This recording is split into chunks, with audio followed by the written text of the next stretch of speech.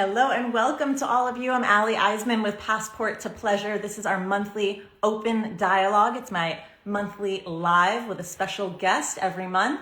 I am having pretty much every technical difficulty one can have at this time. But to be fair, I did just move across an ocean, packing up 20 years of my life in the span of less than 2 weeks to escape the Los Angeles wildfires. So I'm going to ask for your grace and forgiveness because we're doing this one way or another. Tonight is definitely going to be the most adventurous one, just because we're having every technical difficulty possible. So bear with me. I'm going to give it a beat here while our guest signs in, and hopefully this time we can get her on camera with me. It's a very, very exciting conversation.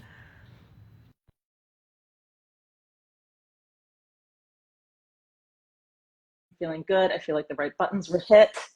This is going to happen. I'm feeling confident. I'm feeling grounded. I'm feeling stoked to have this conversation with everyone. Oh my gosh. Yes! You know what? This is life. This is what connection is all about. You roll with it, whether it's technological or emotional. Thank you. Thank you so much. So yeah, no, it's absolutely truly my pleasure. I'm so excited to have this conversation with you tonight. For those just joining, we are getting started a little bit later than usual, so thank you to everyone who stuck with us. We're having a little bit of a technical difficulty, but I'm Iseman with Passport to Pleasure.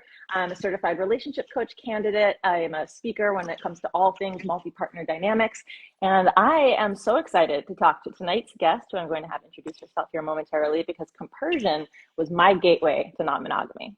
So please introduce yourself. Thank you. Thanks for having me. So my name is Dr. Marie Thouin, and I am a mindful dating and relationship coach. I work with people, individuals, couples, and more than couples. And I am the author of What is Compersion? Yes. Which is the first scholarly book about compersion, which is positive empathy in consensual non-monogamy. I did my dissertation for my PhD on compersion, and then I just really wanted to bring this knowledge out into the public sphere because I think that's such an important topic. Yeah, and it's one, honestly, I work with couples in all relationship dynamics. Couples. I work with dyads and triads and quariads. We're just going to keep adding, but I work with all relationship dynamics, and compersion is something that to me is such a beautiful and, to your point, unexplored or not as explored as it could be component of relating in general. I don't believe that it's exclusive to people in multi-partner dynamics or those who love and relate non-monogamously. So I'm nerding out, like full transparency. I'm nerding out tonight. I'm so excited to have you here and to be able to talk about this. Pardon me. Two of us. Mutual admiration society over here. No big deal. Oh, awesome. We have some people chiming in already. Okay, yeah, we've got some specific kinks and queries when it comes to relating and connecting. Popular for the interracial coupled with strong Black bulls. Love that. Mm-hmm. You know what? When you know what you're interested in, it's so much easier to communicate that, and we just don't have the language at a mainstream level yet. We're seeing that shift now through conversations just like this tonight. So you're going to see me kind of look a little down because I don't have a desk yet to put things at eye level so I could cheat. I have notes because, again, I'm a nerd. So we're going to go through some questions. But again, this is a dialogue. That's why this is called open dialogue. And that means you all watching. I want to hear from you. We want to hear your questions. We want to make sure that our conversation is really addressing everything that you're curious about when it comes to dating, relating, love, sex, and all modern relationships. So tonight's focus is compersion, and that is our guest specialty, but don't feel limited. Please drop in those questions. And if you're watching the replay, please drop those questions in the comments because we check them. We're going to answer them. We're here for you. This is for you. So without further ado, like I mentioned, tonight's theme is really it's compersion, and compersion is related. Maybe if you don't mind starting with just kind of an overview of the relationship between compersion, jealousy, and we'll touch a little on zealophilia, which I think is important as well. Sure. So compersion, to put it very simply, is our wholehearted participation in the happiness and the joy of other people. So it's the I'm happy when you're happy phenomenon. And it's been coined, the word has been coined in the context of consensual non-monogamy in the 70s, and it's been used in that context ever since to talk about, like when we feel happy when our partner is happy with someone else, either romantically or sexually or both. So that's the main use of the word compersion, but as you said, it can definitely expand beyond that.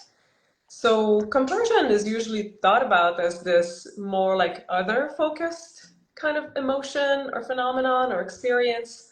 And then when we talk about the intersection of compersion and jealousy, it becomes really interesting because there's a lot of eroticism that can be found there. So a lot of people actually come to non-monogamy and to experiencing compersion from a place of turn on, from a place of eroticizing jealousy or the mix of emotions and sensations that can happen when you're witnessing or you're aware of your partner being involved with someone else sexually. And some people actually have this, I would call it maybe a kink or a tendency to really get off on that sensation of jealousy. And that is what we would call like zoophilia, Yeah. is that, like real like turn on when you are witnessing this, like your partner being with someone else and it's like it's jealous. There's the fire of jealousy, but it's also very, very erotic. Yeah. Yeah, and I think like that's the power of really understanding your needs, your turn-ons, your desires, because then when we have language like this, we can communicate that to our partners. And someone had dropped in the chat earlier talking about like the cuckold dynamic. Mm-hmm. There's, cuckold, which is basically a stag vixen dynamic with the added level or the added ingredient of humiliation. And that really is a great example. And if you don't mind touching on it, to me, it's a great example of the sort of lived experience of compersion, because you're literally watching your partner experience someone else versus just hearing about it. Can you talk a little bit maybe if there is a difference that you found in your studies between like just hearing about something versus actually like bearing witness? Well, I mean, there's usually a difference between, like embodied and more attitudinal or cognitive Mm, compersion. And I think when you're in proximity to your partner engaging with someone else, then it's more likely to be very embodied. Like you're mm-hmm. feeling it. You're not just interpreting it or imagining it in your mind. And some people would actually say or argue that it's not really compersion when it's an erotic form of compersion. They would call it more like a kink. I actually wrote a whole section in my book about like, well, does erotic compersion count as compersion? Because there can be this sense of like, maybe it's not as other oriented as it is, as it is self-oriented. When it becomes more like, hey, I want you to engage with someone else sexually so that I can get off, I can get turned on by it. I see. So it's like the ownership of the experience shifts it somewhat, of like when it's about me and what I'm getting from it versus just the sheer experience of it, I guess. Right. I Versus the sheer joy of witnessing Yeah, your partner in bliss.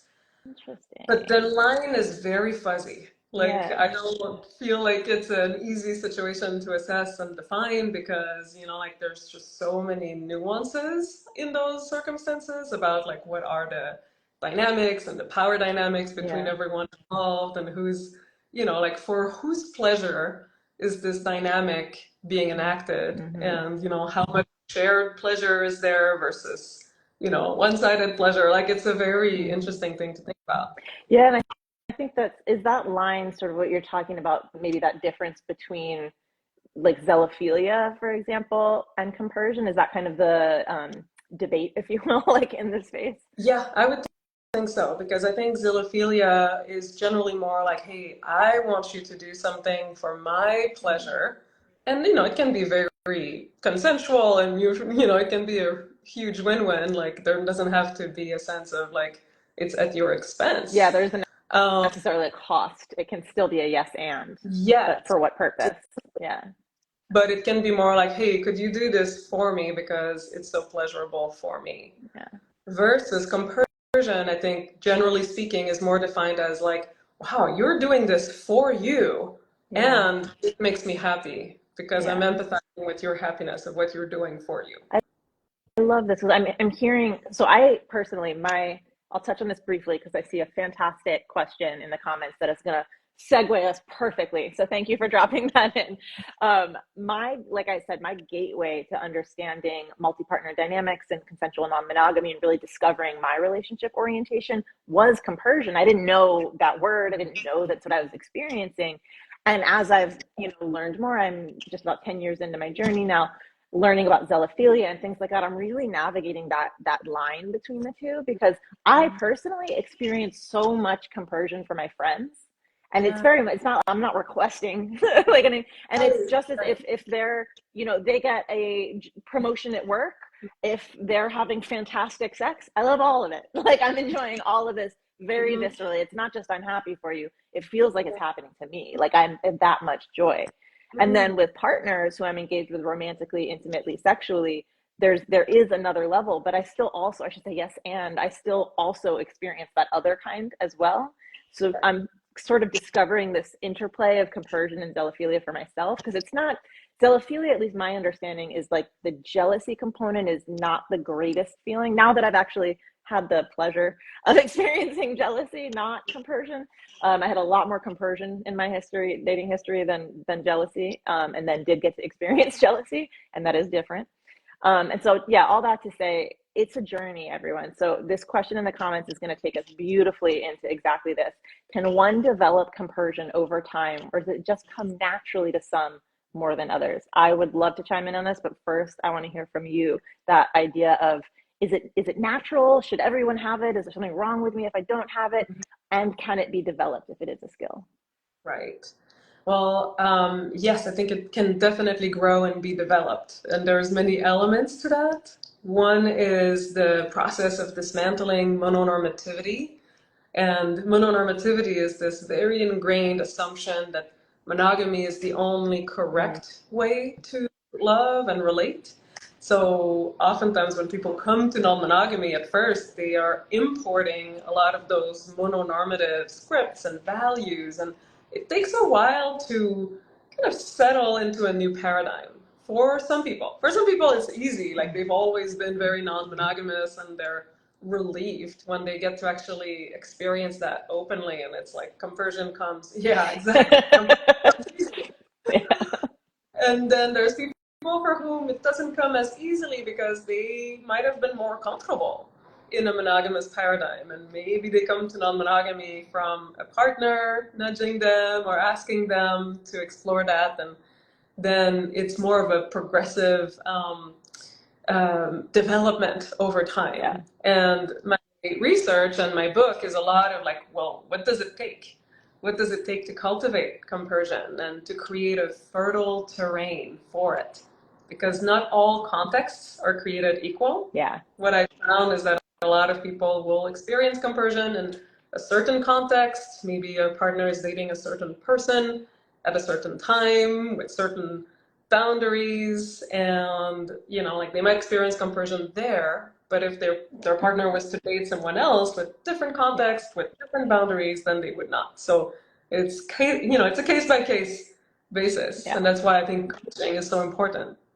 Yeah, I think you hit the nail on the head right there. To me, that set and setting conversation is so important. And correct me if I speak out of turn here. Like my understanding is from what you just said that yes, there are people who have a general disposition that may make experiencing compersion easier, and it's also a skill set that you can develop as well. And it may be different based on your relationship, where you're at in your life, lots of different contexts. And I could not, like, that is to a T my experience, because I just figured, like, again, I didn't know it was compersion. I thought what I was experiencing was jealousy. And I'm like, why does jealousy have such a bad rap? This feels great. Like, this is awesome. I'm enjoying this.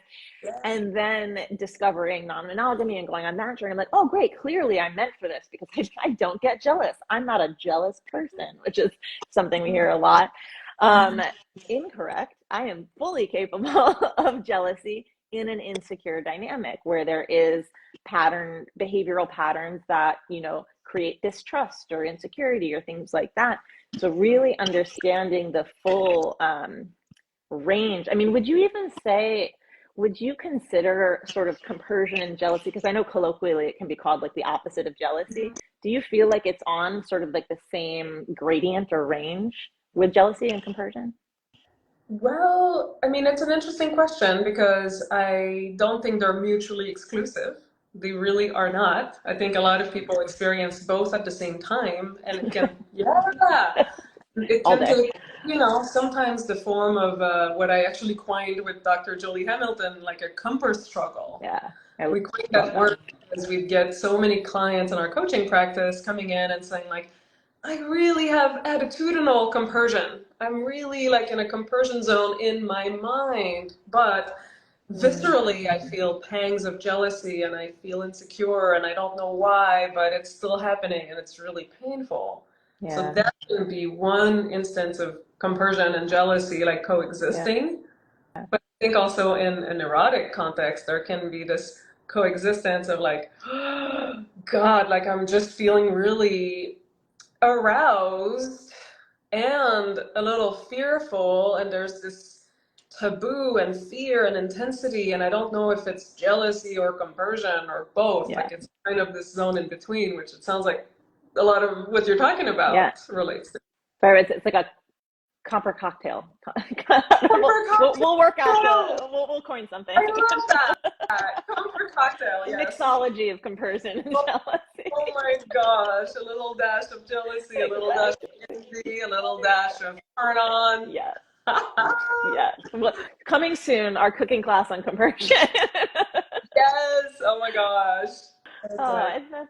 That's fantastic. I love the way that you're framing it. And again, you're so conscious of removing any of the judgment around this as good or bad or healthy or unhealthy. It's just sort of what is the experience, and now what would you like to do with it? It's something that comes up a lot too in my work with clients. I primarily work with couples. Mhm. And couples and moresomes, basically Yeah. twosomes, threesomes, moresomes. Mhm. And this will be a common conversation even with my monogamous couples, is this, well, and actually in with individuals I work with as well, this idea of like, oh, I'm having this fantasy Mhm.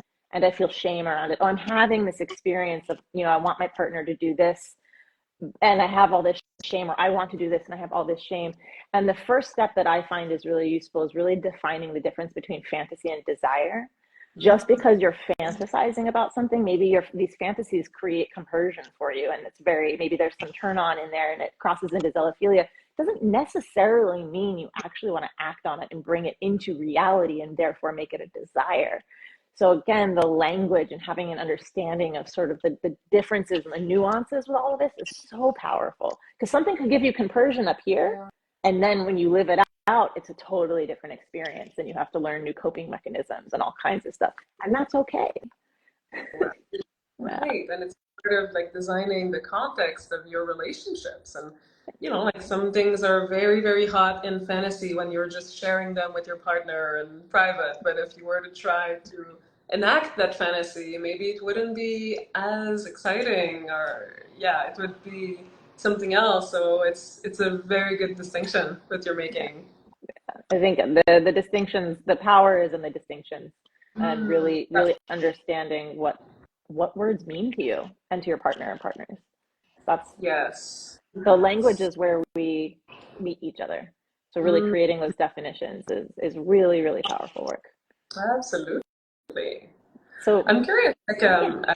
since you're a coach as well, like, how do you work with couples where one person wants a very different fantasy or relationship situation? Like, how do you guide people through those discrepancies and desires? Well, I heard two questions. So I heard if people have very different fantasies, I'm assuming you mean like desires, things they actually Mhm. want to live out. Yeah, And then I also heard if they have very different relationship orientations or desire very different relationship structures. right. So those are two different things, because, Mhm. I don't want to say anything's easy, but there's more ease if you're in a multi-partner dynamic and there are interests that, you have or your partner doesn't have. Mhm. That's the beauty of one of the many benefits of multi-partner dynamics is you don't there even even in monogamy, no one should need to be everything to you. That's just not a realistic thing. So having other partners to explore things with, the beauty of being able to hire professionals to experience certain things with as well. I am a supporter of SW. And so that is an avenue that can be really supportive when there is a differentiation in, sexual desires that are seemingly in conflict. There is also a difference between unsafe and uncomfortable. So we really explore, are you actively uninterested in this because there is something that feels unsafe, trauma, whatever? You get to decide that is okay. You also don't have to be into everything. Or is it just nerves and discomfort and you're not sure and you're unprepared, and like that's okay too? Are you interested in moving beyond that? And then creating kind of a runway to that, if that is a shared desire, to at least try, because you can always try and say, you know what, actually no, and that's okay. So as far as the difference in relationship orientation, it is absolutely possible for different relationship orientations to coexist. There are unique challenges. For example, if you're in a monopoly dynamic or a monopoly dynamic, where one person is a totally different game. If one person is monogamous and desires to be with only one person, sexually, intimately, romantically, and their partner is non-monogamous in some way and desires to have more than one intimate, romantic, sexual partner, our relationship structures are what we create through agreements. So the difference between a boundary and a rule is, a boundary is about me, what I'm going to do if somebody else does X, Y, Z. A rule is controlling what somebody else is going to do. Our relationships are boundaried environments that we agree upon, because agreements are shared boundaries. So to break it down a little more simply, hopefully, I get to decide what kind of partners I want to be with. So I get to decide if I'm monogamous, non-monogamous, what have you. Do I want to be with somebody who's only with me, or do I want to be with people that have other partners, et cetera, et cetera? I don't get to tell other people what to do. So I have every right to say, you know what, if you're realizing this about you and I've decided I want to be with a monogamous partner and you're not a monogamous partner, then we may need to renegotiate our relationship agreements. And that may look like a transition to, friendship or something like that. But it can also be just a reorganization of the agreements within that relationship of, what does it look like? How much do I want to know? Do I want to know everything? I don't need to be with other partners, but I understand you need to be. How involved do I want to be in that? So that's kind of what that conversation can look like. Oh, I love that. And it just, really comes from that rooted value system of erotic and romantic autonomy. But really, like, from that value system can come like infinite shapes of relationship agreements, 100%. basically. Yeah, that's why I call it limitless love. It's what you want it to look like. No one gets to tell you what your relationship has to look like. And it is limitless. It is 100%. Yes. Completely. It's beautiful work. Yeah, agreed. Well, on the work front, how did you decide this is what you wanted to focus on? Like, what was the journey of, you know what? So I never felt comfortable with mononormativity, with, this assumption that monogamy is the only correct or morally superior way to love. Like, I remember when I was in college and I realized that somehow I was not allowed to be in love with two people at the same time, or that was considered really weird, or, like sick, or, it was being pathologized. I just remember feeling like, like, I want to know, like, are there people living like, outside of mononormativity? What does that look like? Are there non-monogamous communities? And what does it take for them to thrive? Because you always heard, like the stereotypical assertion that, well, non-monogamy doesn't work because of jealousy. So I was aware of that too, like how jealousy was so intense and sometimes unpredictable. And so it got me on this path of really like investigating, like, what does it take for jealousy to not be the only thing that comes up in non-monogamy? So after a long, non-linear academic journey, I ended up in a PhD program at California Institute of Integral Studies in San Francisco, and I knew I was going to study non-traditional relationships. And that is really only then that I encountered the word compersion at a conference in 2014. And then this light bulb went on.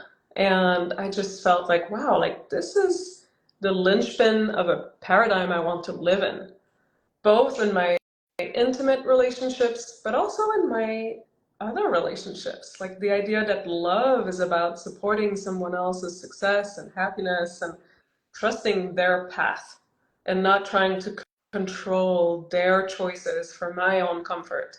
Like to me, that's what love is. And as hard as it is sometimes to do, and yes, we have to choose our own boundaries and our own direction, and it's not an easy thing to do, but it just felt philosophically congruent, and I wanted to bring that concept and that word, which was not very well known and is still not in the dictionary. Like that word compersion is still like a word that most people, when I say it, they're like, "What?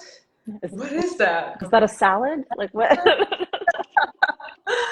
So I think the power of language to just like expand our emotional landscapes and expand our perception of what we think is possible to feel and experience is just so powerful. It's a powerful tool that we have to impact kind of our cultural assumptions and how we connect to one another. So I set out on this project of investigating compersion, what it is, what it takes to experience it, what hinders it, how it shows up in different kinds of relationships.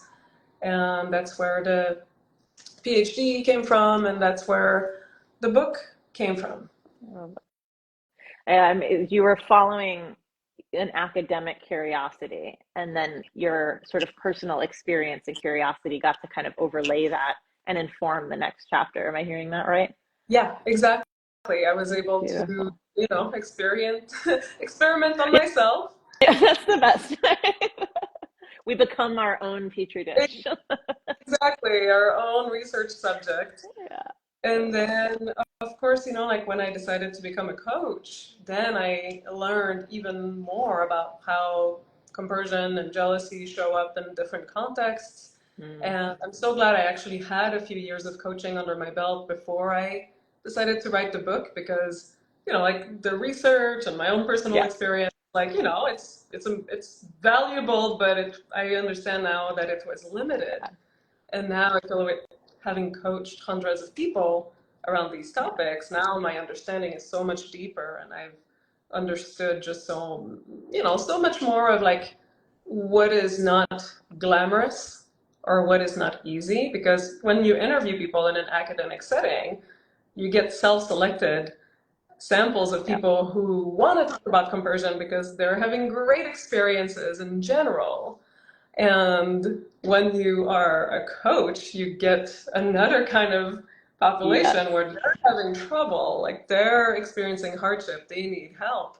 So I feel like I got the two sides of the equation from that. That's so well articulated. I mean, there's a reason there's lab work and then, or say lab research and field research. Those are two different, very, very different demographics for sure. Exactly. I love hearing. I'm glad you had the coaching experience too, because I think that's exactly right. It could have been very easy to just write sort of a academic journal about this, but then really having the application of the work in real live 3D ongoing relationships is just exponentially valuable to this kind of concept, especially one that's still considered so new, at least in this realm of exploration. So very, very, very cool. Well, I love it. I'm going to refer to my notes again quite quickly. Fantastic. We touched on that. Oh yeah, I think we touched on it a little bit, but I would love to just kind of go back into the interplay of relationship dynamics when it comes to the capacity to experience compersion. Because all like something that'll come up, at least that I hear a lot, is like, oh, it's not possible to love more than one person at a time, because then you don't really love the one person. I'm like, cool. So you have kids, right? Which one's your favorite? You don't love the other one. So clearly it's possible to love more than one person at the same time. And I would love to hear from you in your work as a coach and your work as an academic. How have you seen compersion show up or have you seen compersion show up differently? And if so, how, when it comes to different relationship dynamics, monogamy versus non-monogamy, and all the colors underneath that? Right. So in monogamous relationships, I think that's very applicable. Like even when people have an agreement around sexual and or romantic exclusivity, there's still places where people experience a sense of being left out of their partner's life or feeling less important than other things. Like a big one is work. Oftentimes, like people feel like, gosh, I feel like I'm competing with my partner's job. They're always at work. They're not wanting to spend as much time with me as I would like them to. Or certain hobbies, certain friends, like, hey, like I want to go have, like cocktails with my girlfriends and you're not invited. And just feeling sometimes like those dynamics where a person has a reaction of feeling associate, like I want to say like jealousy, but sometimes it's not just jealousy. It can be a sense of grief. It can be a sense of feeling excluded. It can feel like envy or competition, even with your partner. Like, oh wow, like they're having more fun than me, and I feel like I need to be part of it. Or, I feel bad about myself. I feel insecure that they're having something going on that I don't have going on. So emotions that are connected to jealousy and envy, but sometimes are a little bit more nuanced than that. I think compersion is really relevant to all of these situations because there's a choice of, I mean, let's see, I want to be nuanced talking about that because it's not always just like, oh, you can choose to be on your partner's side and to be on their team, by just saying like, yeah, everything goes and you don't need to worry about me at all. Because compersion also is a team effort. Yeah, thank you for that. Yes. And, like it has to be, like in an environment where there's a lot of care and a lot of communication and feeling like you actually are on the same team, not just because you are self-effacing and you're just, like not caring about what they do and just having a blanket like, yeah, I'm just going to be happy for you, whatever you do, but I'm just going to like die quietly in the corner over here. No, that's not it. That's not it.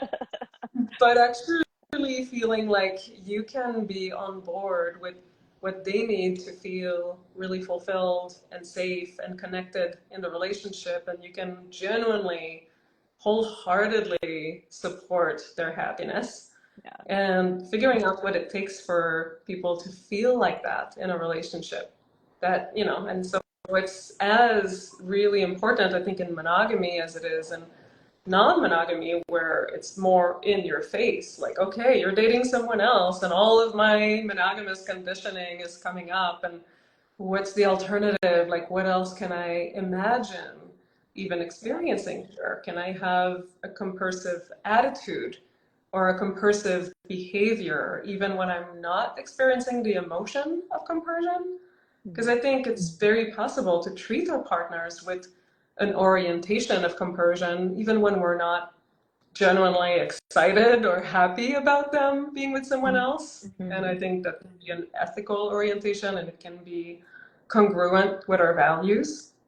And then also, like, how do we wrap our heart around the situation? And again, like, team up on making sure that everyone in the relationship ecosystem is feeling cared for and feeling included, feeling like they matter.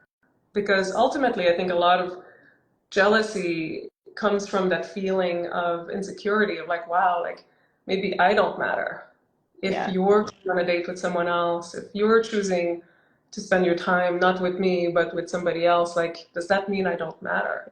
So how do we get to an embodied sense of like, yes, we all matter and we're all able to show up in love with each other. You hit on so many versions of jealousy, and I think you're making a really, really important distinction when it comes to one of those earlier questions about, how do we develop compersion, if that's something we're looking to do. you're talking right now about insecurity as one, but how that can be connected to competition or comparison, how that can trigger fear of abandonment, and that can create potential, distrust in the relationship, and just all of it can kind of stack on the other. What we're not saying here is, if you don't feel this way, pretend like you do. That's not the conversation. Let me speak for myself. Part of my journey in continuing to strengthen and lean into my compersive feelings, behaviors, etc., is by voicing when I'm not. I choose partners who I can be authentic with, whether that authenticity is, hey, I'm really interested in this person, I'd like to go on a date and explore that, or hey, you're going on this date and for some reason I haven't figured it out yet, but the person you're going on a date with is very uncomfortable for me to hold as an idea for you. I don't need you to do anything right now other than just know that. Please have fun on your date, enjoy this. I'm going to be processing this, and when I understand what I need from you, I'll come back to you about it. It's, I think, when we have the expectation of, I'm having this experience, therefore you need to take care of it, is when we can kind of get into a little trouble. Or I'm going to pretend I'm not having this experience because I want to be the cool girl. No. Understand what your values are, what your ethics are when it comes to what kinds of relationships you want to build, and understand that it's a journey. You don't put on the non-monogamy hat and then suddenly all the dance moves and stuff like that. It's it is a process of exploration, of self-exploration. Jealousy, the way I coach jealousy, is it is a tool for personal development and growth. And what you're talking about too is that mindset of growth mindset versus fixed mindset. Growth mindset is yes and, fixed mindset is either or. Well, if you're dating somebody else, you must love me less. Versus, wow, all the things that you're doing in your life, which can include dating other people, make you the person that you are. And the person that you are is someone who is so attractive to me. I'm so grateful for all the things that you have in your life and all the people that you have in your life. It's just two different ways of looking at stuff, and you get to decide what kind of mindset you have, and therefore what kinds of relationships you have. Yep. And a lot of it is also kind of transcending the very individualistic mindset that most of us, Western world at least, are really brought up into, this idea that the nuclear family is the only real family unit, and that you're supposed to fill each other's needs, and I think a more communal mindset can serve us well here, just really realizing okay, we can and should have really meaningful relationships outside of the couple, outside of the dyad. And if we really think about it, I mean, most of us would acknowledge that in terms of friendships and other meaningful relationships. Actually, it's always interesting. Why exactly do we stop when it involves eroticism, when it involves romance and sex? And I think that's a really important question to ask, which part of me is, just following a script that has been baked into my brain by the media, by my peers, by my family of origin, by sometimes having experience cheating in one's family of origin. I get a lot of clients who are trying to open up their relationship, but they're like, hey, my dad was a philanderer and I saw how much it hurt my mom. Now, even though I'm trying to do this in a consensual context, the trauma of that and the decision that I made when I was a child to never hurt somebody, to always be a one woman's man or whatever, version of that. Yeah. It's a very intense thing to transcend. And transcend is a word I think that comes up a lot when it comes to compersion and building this as a skill, because you are choosing to go beyond your conditioning, to your point, which is hard work. But then there's that the pushback of oh God, it sounds like so much work. And I'm yeah, I don't go to the gym because it feels good. It's not a massage, but it feels good in that I like who I am when I do this work. I like how I show up better when I do this work. I like how I present in the world. I like how I am in my relationships. I like how I fit in my clothes, all the things. It's a little more specific on the gym, but it's that the work is not inherently bad. It's just you build. I use gym metaphors a lot. I'm an absolute horror for metaphors. And just you build strength through the resistance, through the work. You Yeah. don't build the strength by just going with the flow all the time. You have to find those edges and work on at that edge. That's where the work is. That's where the strength is built. That is such a good analogy. And yes, I like to use the distinction between like good pain and bad pain. Mm-hmm. And the gym analogy is perfect for that, because there's like sometimes those moments where it's like, oh, it's injury happening to your body. Yeah. Like you're pushing Versus so soreness. hard that you're like starting to like wear off your tendons or whatever. Yeah. And I think in relationship dynamics, it can be similar, where sometimes you feel like you're actually really stretching beyond your comfort zone, and that's a good thing because you're challenging yourself to live in integrity. And you're really confronting your conditioning and confronting the parts of you that are not aligned with your chosen values. And that is hard work, but it is such good work, such healthy work, like such healing work. Yeah.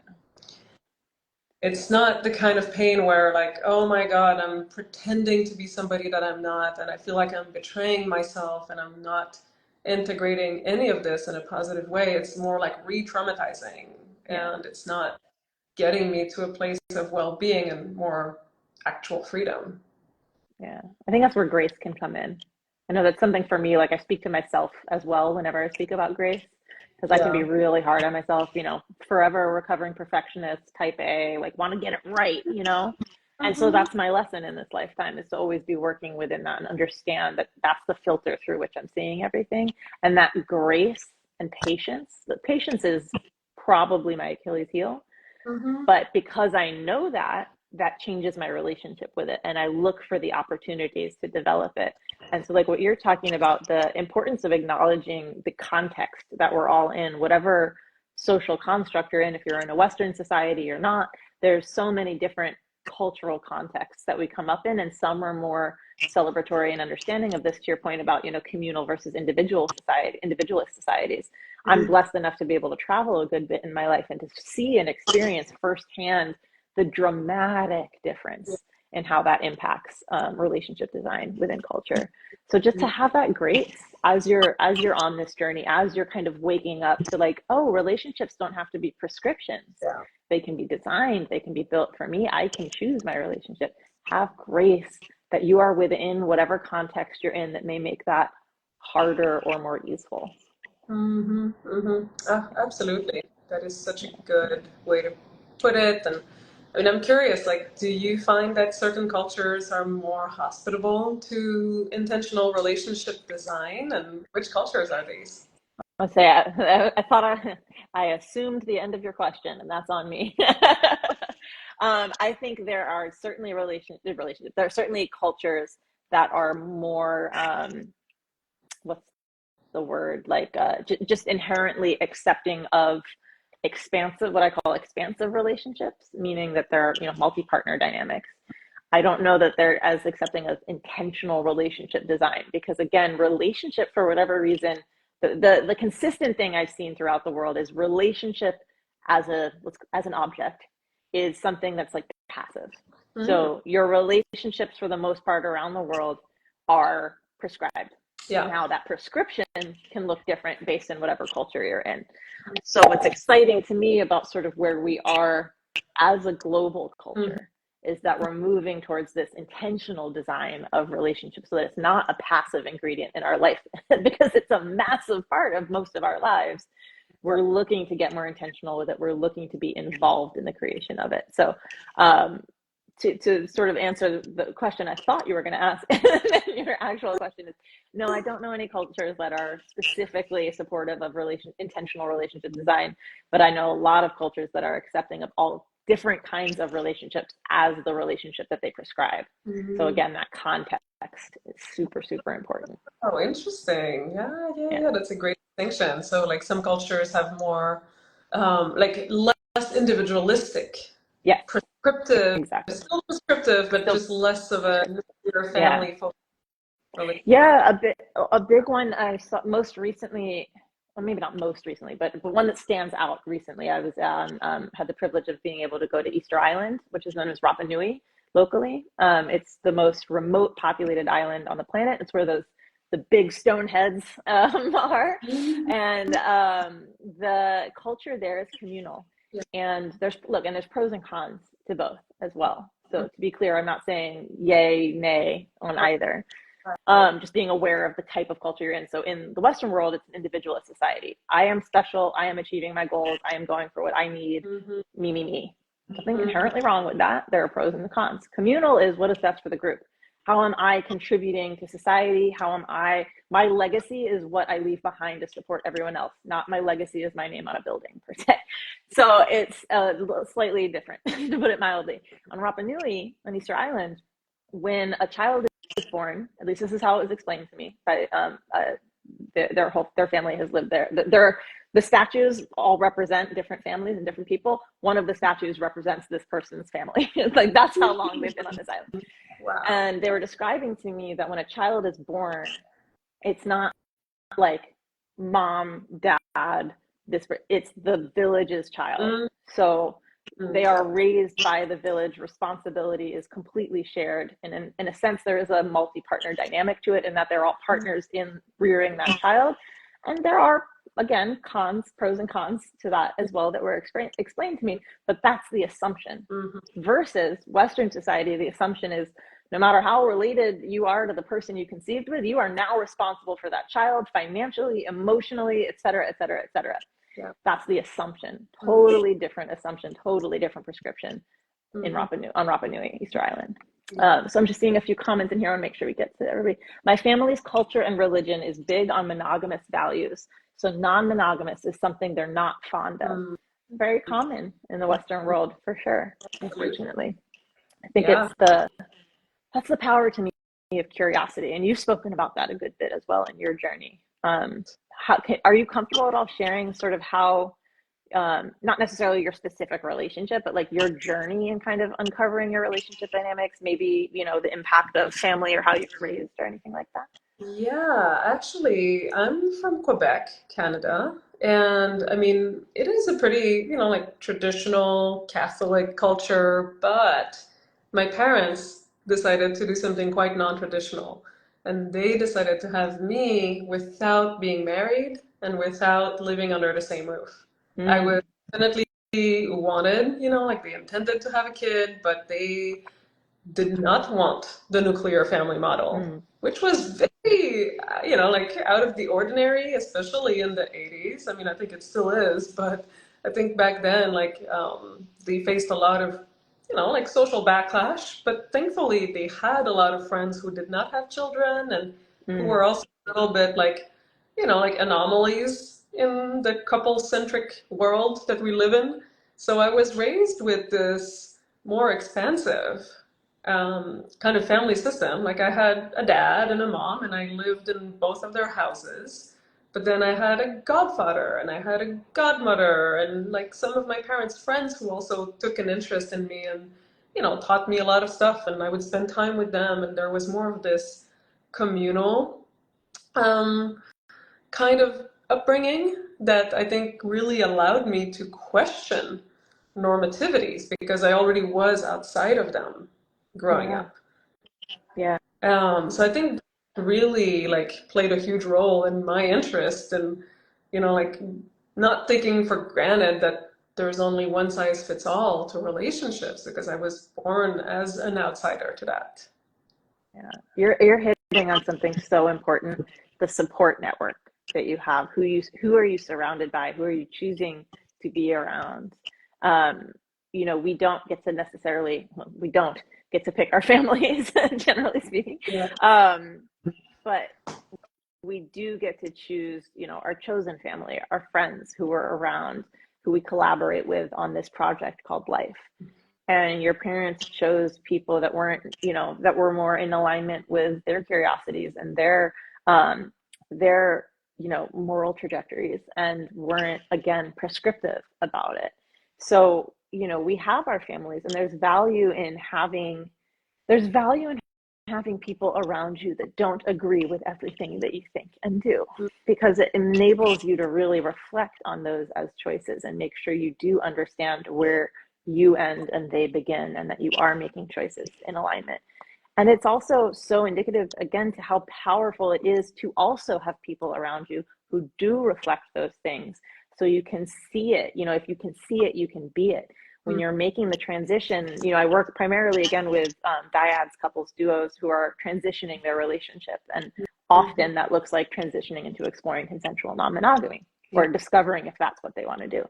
And when they're at that transition point, I'm just first always start with acknowledging them for even choosing to work with someone, because most often people don't have any examples of this in their life. Luckily, we're seeing more and more representation now, but it's still, not the majority.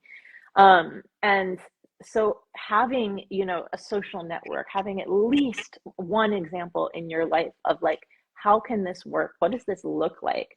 So that you have that support is just so key. Absolutely. Yeah.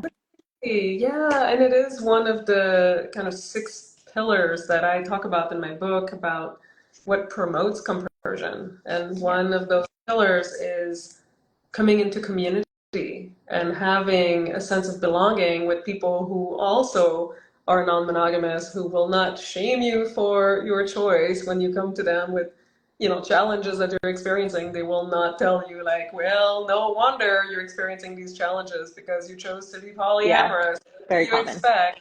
Yeah.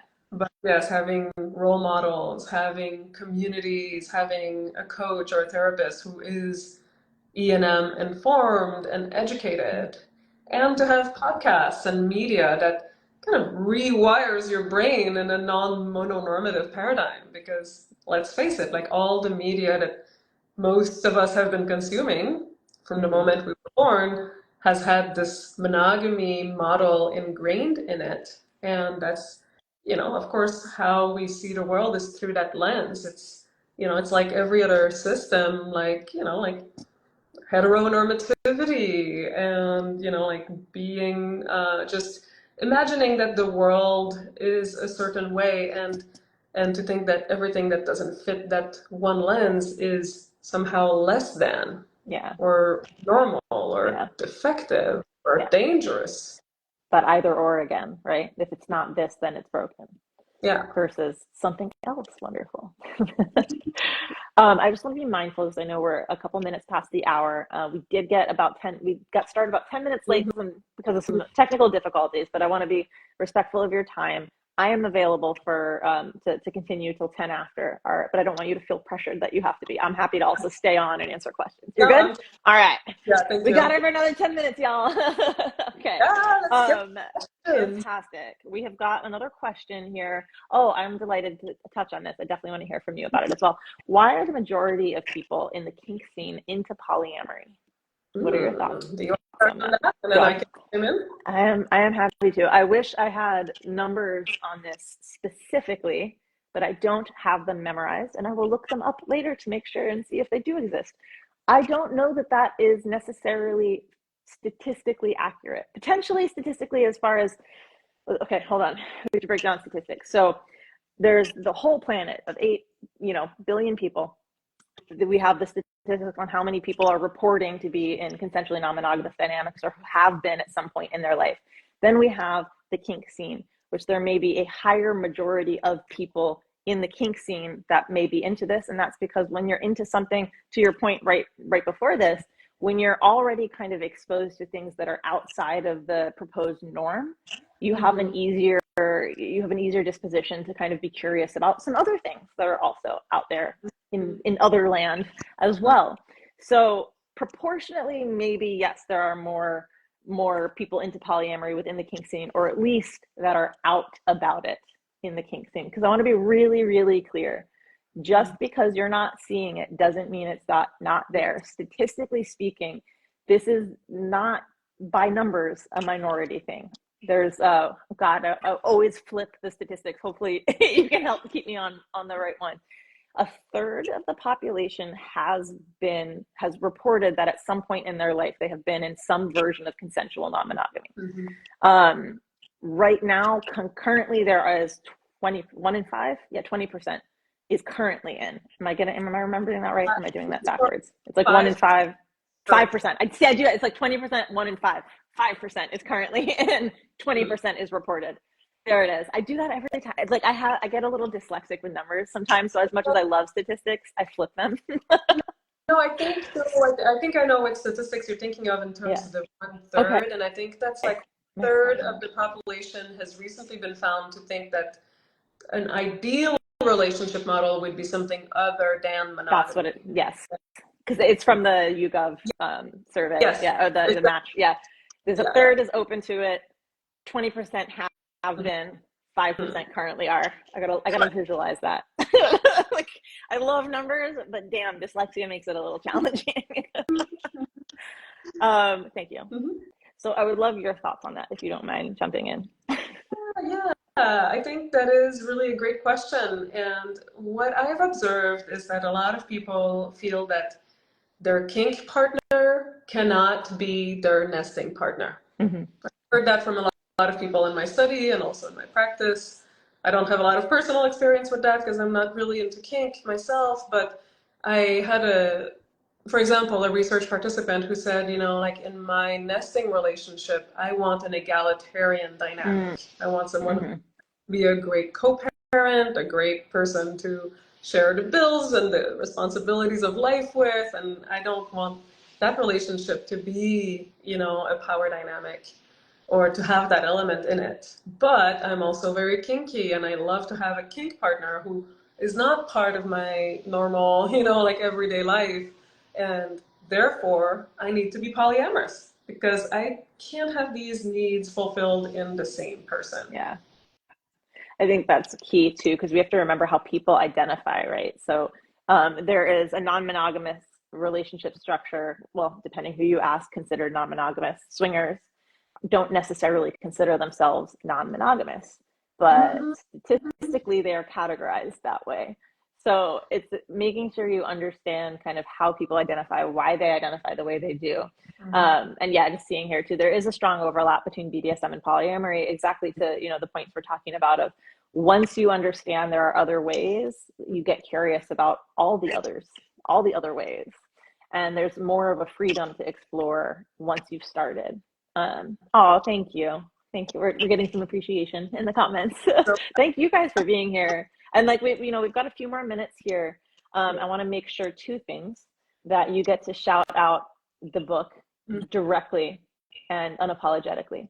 And I Okay. want to make sure that we've answered any questions for those that are joining us live. Again, apologies for getting started late tonight, and thank you for bearing with us. But if you are watching the replay, please do drop those comments. Please do drop your questions in the comments. We check them, we answer them. This is for you. Yeah. So do drop those questions in now if you're still with us, and I would love to hear from you, Doctor. What are the key takeaways? Who should be buying your book other than everyone? Everyone.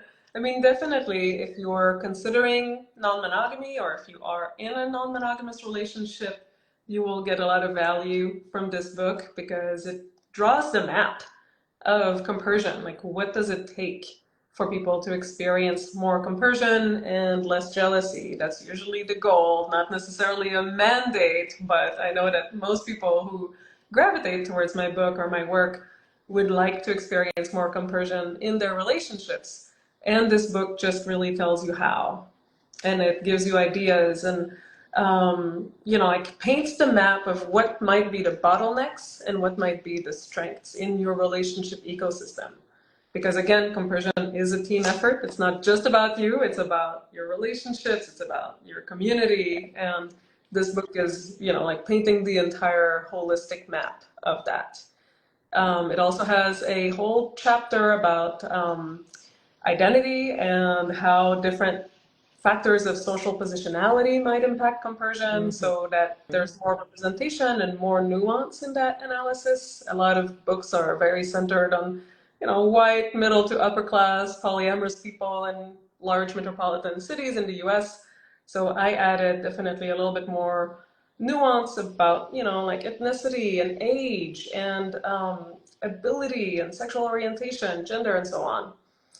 And I will say that if you want just to go to kind of like the assessment of like where are my bottlenecks in my compersion ecosystem, let's call it like that, and how can I make the most positive change very quickly, You can also go to my website, mariethouin.com, and download my Compersion worksheet, which is based on my book, but it's like a 46-item questionnaire that I designed to help people realize, like, oh, okay, like I could work on this aspect of my ecosystem. You know, it could be like my relationship with myself, or maybe it's creating more relationship security with my partner. Maybe it's about my metamor. Like, where is it that you have strengths and where is it that you have weaknesses in creating compersion? So you can download that directly, and you know, you don't have to read the whole book to get a lot of value from it. But for those of us who are a little geeky and like research and information about compersion, this is it. And you can find it through the link in my bio. Awesome. I cannot thank you enough. I also want to say I genuinely believe everyone should read your book, because in the same way that I believe any relationship dynamic can benefit from learning about consensual non-monogamy, I believe any relationship dynamic, any person can learn about compersion, and that can enhance their relational experience, that can help them change and strengthen their relationship with jealousy, even if they're not interested in maybe developing compersion per se, but it helps you understand jealousy in a new way that can only benefit your relationship. Totally. So I say everyone should get it. That's just me. But please you. do check it out. And again, thank you so much. Thank you to everyone who's joined us tonight. Thank you, Doctor, for just spending the time. We are, fun fact for those still with us, I'm going to tease it here. We are going to continue this conversation on my Substack on the last Sunday of this month.